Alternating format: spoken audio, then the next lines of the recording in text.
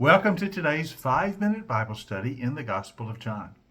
We're still in John chapter 11. We're looking at the raising of Lazarus from the dead. Today we're going to start reading at verse 17. Now, the first 16 verses we've seen that Martha and Mary, the sisters of Lazarus, had sent word to Jesus to come because their brother, whom Jesus loved, was very sick. But Jesus delayed a couple of days before he even left. And then he begins to make the journey to Bethany. But he's already told his disciples, I'm going there to wake Lazarus up. At first, you remember they thought he was resting. That'd be good for him. No. Jesus said he's dead. But I'm going to wake him up. You're about to see the power of God displayed. Now in verse 17, Jesus arrives at Bethany. On his arrival, Jesus found that Lazarus had already been in the tomb for 4 days. He's already been buried 4 days ago. It's too late. It's too late. By now, of course, natural decomposition is well underway. A little bit later, when Jesus tells them to roll the stone back from the tomb, they're going to say, but there'll be a terrible odor. He's been dead for 4 days. From any human perspective, it's way, way too late. He's been in the tomb already for 4 days. Now, Bethany was less than 2 miles from Jerusalem, and so many Jews had come to Martha and Mary to comfort them in the loss of their brother. Now, when Martha heard that Jesus was coming, she went out to meet him, but Mary stayed at home. You remember Mary's the more contemplative one. Probably she's more overwhelmed with grief and even can't move herself to go meet Jesus when she hears he's come. But Martha does. Martha goes to greet him. And notice these sad words in verse 21. Lord, Martha said to Jesus, if only you had been here, my brother would not have died. But I know that even now, God will give you whatever you ask. Can you hear the tragedy in those words? If only, Lord, if only you had got here sooner. If only you had been. I know you can heal. I've seen your miracles. You could have healed my brother. You could have healed him. I know that God gives you whatever you ask, even now.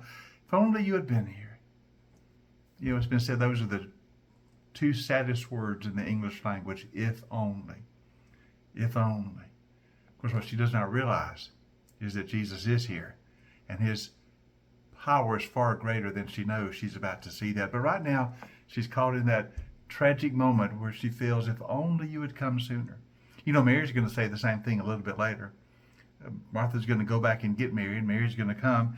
And if we go ahead a few verses to verse 32, notice Mary says the same thing when she reaches Jesus. Verse 32, Mary reached the place where Jesus was. She saw him. She fell at his feet and said, Lord, if only you had been here, my brother would not have died.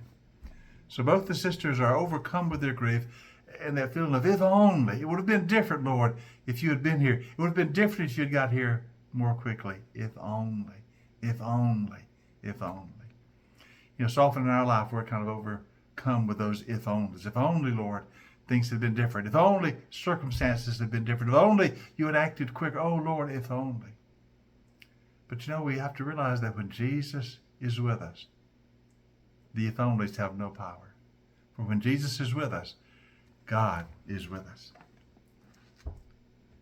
Verse 23, Jesus said to Martha, your brother will rise again. Martha answered, I know he will rise again at the resurrection at the last day. That's not really what Jesus meant, but that's the way she understood it. Your brother will rise again, Jesus said to Martha. I know. That's the hope of our people. That's the hope of the scripture.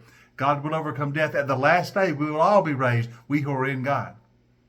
But right now, I want him to be alive. Jesus is about to make a bold statement. Martha thinks of the resurrection in the age to come. But Jesus says to her, I am the resurrection and the life. Notice he speaks in the present tense. Your brother will rise again. Martha said, no, at the last day he will. Jesus says, I am the resurrection and the life. He speaks in the present tense.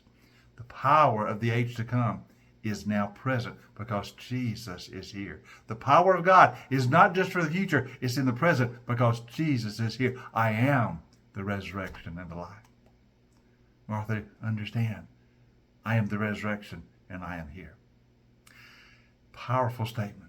We're going to talk more about it tomorrow because there's more I want to bring out. But we see how Jesus says, in this present moment, the power of God has invaded the world, and the age to come is now in the world, because I am the resurrection and the life.